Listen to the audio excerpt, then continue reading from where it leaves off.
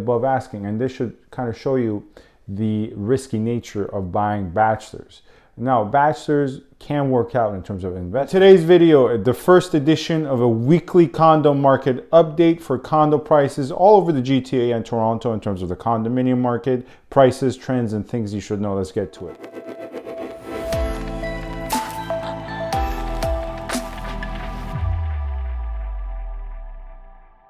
Hello everyone, this is Sam from SaberiSixRealEstate. I'm Remax Realtron Realty Inc. As always, you can find my contact information in the description box with regards to my Gmail, my Instagram, and my office. Feel free to get in touch with me with any needs or help or questions with regards to the Toronto real estate market. I'm happy to provide my help in terms of buying, selling, or if you only have questions, I'm also happy to help you with regards to your questions as well.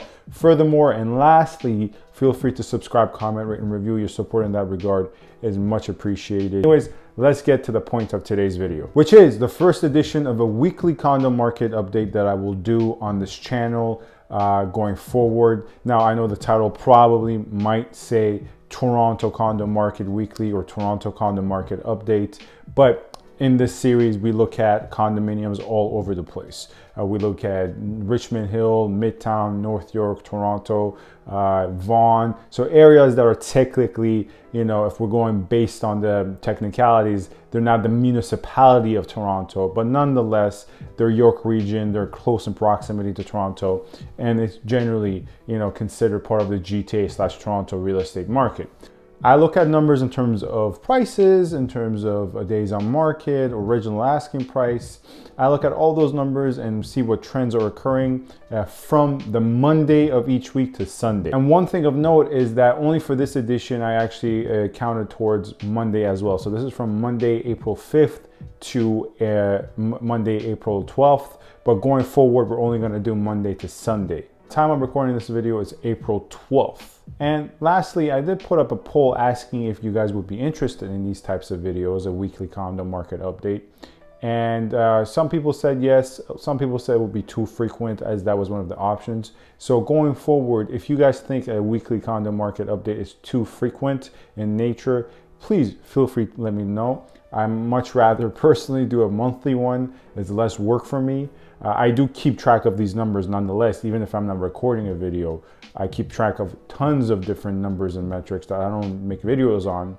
However, going forward, if it's too frequent in nature, a weekly condo market update, I will cease doing that and just stick to a monthly condo market update. Anyways, having said all that, let's get to the numbers. Today's video, we're only gonna look at downtown, but as I aforementioned, going forward, we're gonna look at all sorts of areas. But with regards to the downtown Toronto condo market, which I designated just as C1, but C8 is also part of the downtown Toronto condo market as well. But for this edition, we're only looking at C1. When we look at 1+1, so meaning 1+1 bedrooms and a 1 washroom unit, the average asking price was $688,000, whereas the average sold price was $711,000, and then we had a median sold price of $685,000. This was based on 41 transactions. And the reason so far what we have seen in terms of 1 bed and 1 wash, and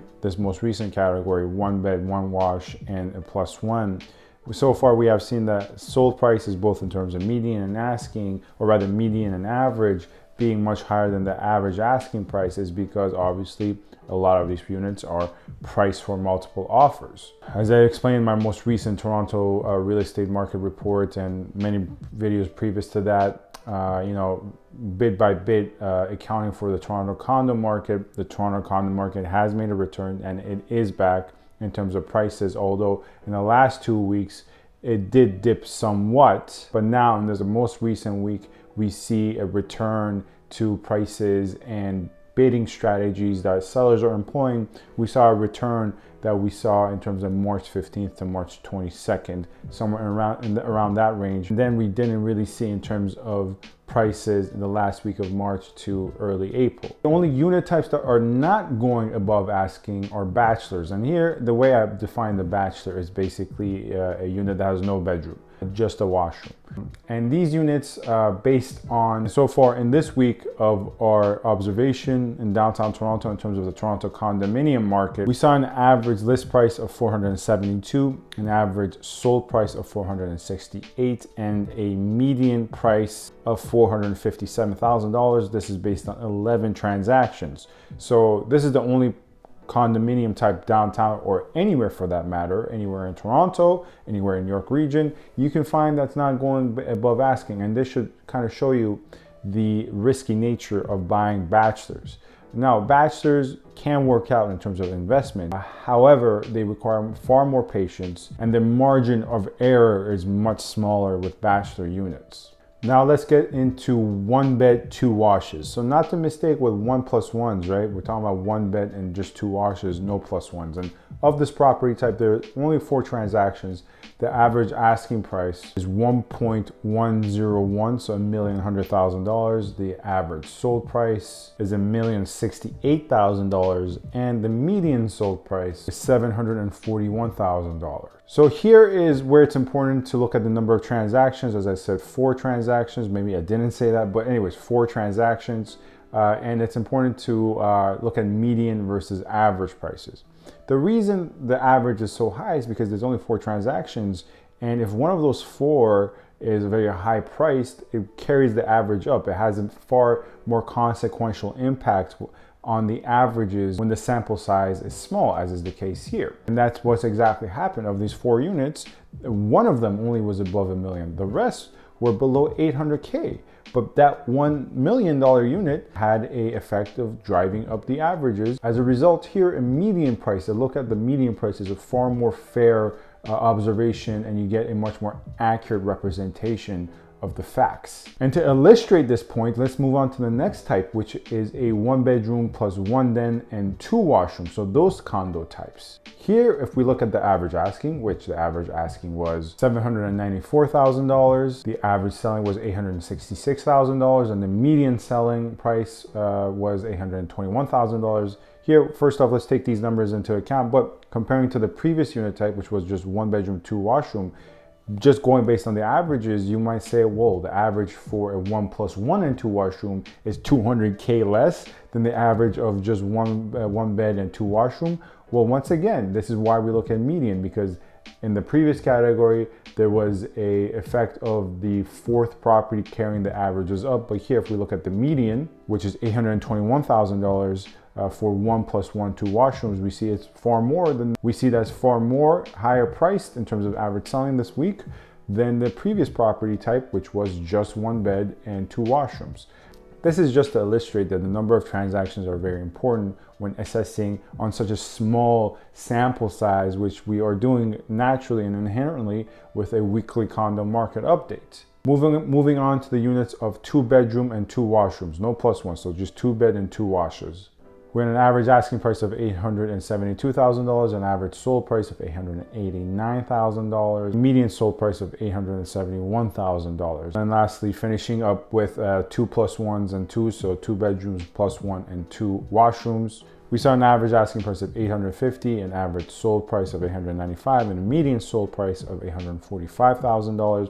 This was based on 30+ transactions. So a lot of 2 bedrooms, 2 washroom +1s have sold along with 1+1s and 2s. As I previously stated, there's naturally a lot more inventory, a lot of those types available. So there's going to be more transaction, and that's where most of the competition is right now in the Toronto real estate market, or rather the Toronto downtown condo market. The 2 bedrooms, 2 washrooms, 2 bedrooms +1, 2 washrooms, and 1+1, 2 washrooms. Those 3 are where the most competition resides. One last thing of mention is that obviously I don't break it down in terms of parking, right? So these are just things, other variables that we're not accounting for. So I don't mean to say that this is the be all end all, right? When you work with me or any other real estate agent for that matter, they always have to, when they give you estimates in a certain area, a certain unit, they have to break everything down in terms of variables. But for YouTube videos and general market information, these trends and weekly status is good in terms of pointing you to the right direction, but there's a lot of things we're not accounting for, obviously. Like I said, parking spots, balconies, southern exposure versus northern exposure versus western exposure, unit level, how close it is to the elevator, how close it is to the garbage chute, how old the building is, right? So these are all important things that we're not accounting for, and maybe I'll account for in different ways in future videos in terms of the weekly condo market update. But I do definitely account for those in different videos, right? I have videos just on condo prices based on views, condo prices based on levels, all of that, parking, the cost of parking, right?